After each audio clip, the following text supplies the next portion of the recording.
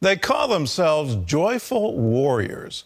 Since 2021, Moms for Liberty has signed up more than 100,000 members from across the country. The goal? To stand up for parents' rights at each level of government. The group is winning victories, but it's also drawing fire. CBN's Jenna Browder sat down with one of the founders to talk about the miracles along the way. I don't think parents should be telling schools what they should teach. Political statements like that led to a groundswell of reaction across America. Parents seeing their rights under attack, from being denied any say in the classroom to transgender issues and mandating masks and vaccines during the COVID-19 pandemic. These issues led Tina Descovich, a longtime PTO volunteer, president, and school board member, to shift her thinking. But something started to really change. I started to see some of the assignments that were coming home that were concerning. The state had passed some really extreme standardized testing laws that were impacting districts all around the state. And that kind of brought me to a new level, trying to get involved at the school district level and even going to state legislators. And what I learned is that just a mom, an ordinary mom in a community, can really make an impact and really impact change in a lot of these issues. And that thinking laid the groundwork for Moms for Liberty. Tina eventually met Tiffany Justice, another concerned mom and former school board member in a neighboring county, through their shared congressman. After I lost my reelection, I did some self-evaluating, like, what am I going to do with all this knowledge that I have and that I've gained over the last 4 years? What am I going to do about the things that are important to me in my life, my children, my family, this country, education, and how it's failing American students right now? And the idea for Moms for Liberty came to fruition. And in Florida, you need 3 board members to start a nonprofit. And so Tiffany was right there on the list, and I reached out, and she was like, yeah, we need to help American moms around this country. What started here in Florida has now grown to nearly 300 chapters nationwide and well over 100,000 members in 45 states. If you could talk about some of the biggest wins you guys have seen since you formed. I love that question because there's easy things to point to, but sometimes it's harder to point to all of the little wins, which are huge to a mom in a small county somewhere, a small school district who has been fighting tooth and nail to expose the pornography in the classrooms. You know, those are huge wins. To get the district to draft a policy that parents now have input on library book selection, huge win. Last year, Moms for Liberty endorsed candidates in 500 school board races across the country. 275 of those candidates won. Our growth, obviously, is a huge win.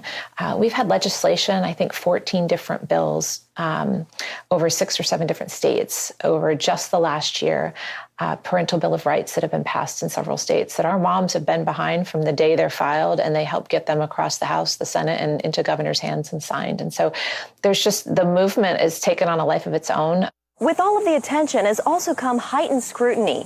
The Southern Poverty Law Center recently named Moms for Liberty an extremist group. They say you guys advance conspiracy theories and spread hateful imagery and rhetoric against the LGBTQ community. What's your reaction to that? We reject every word of that. The title they put on us is an anti-government extremist group. I just finished telling you that we endorsed in 500 school board races and won 275 of them. Tiffany and I served as elected school board members, participated in our government.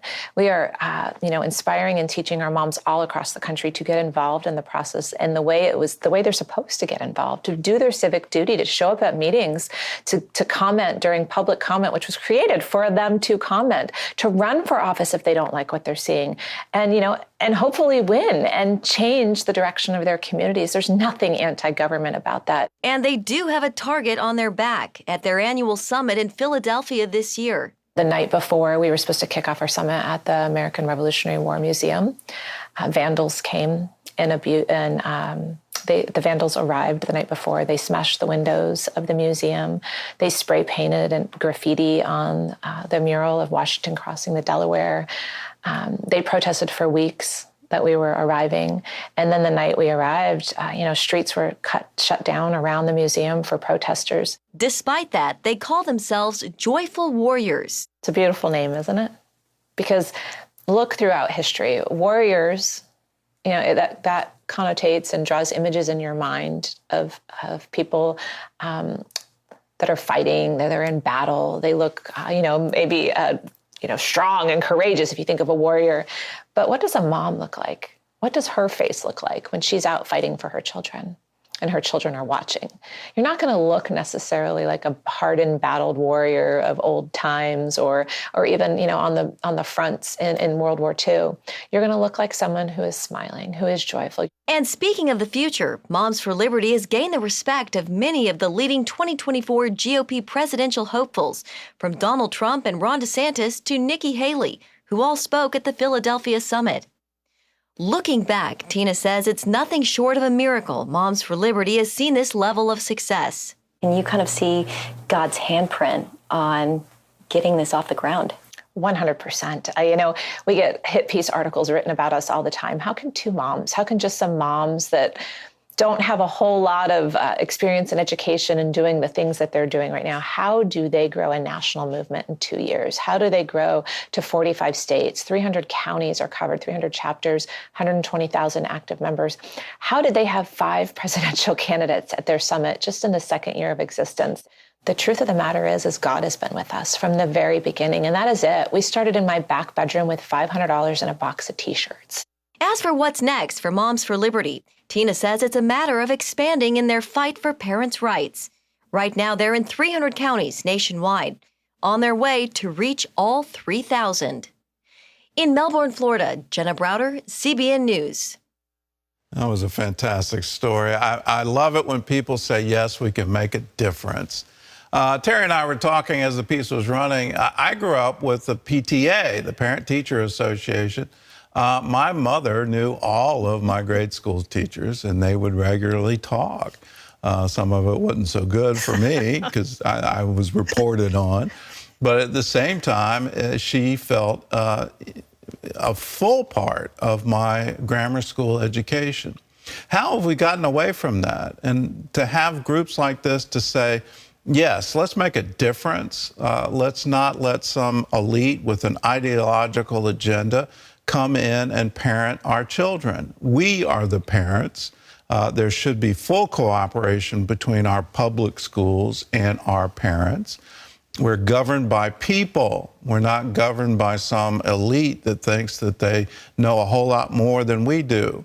It's our children, and so let's take control of that process.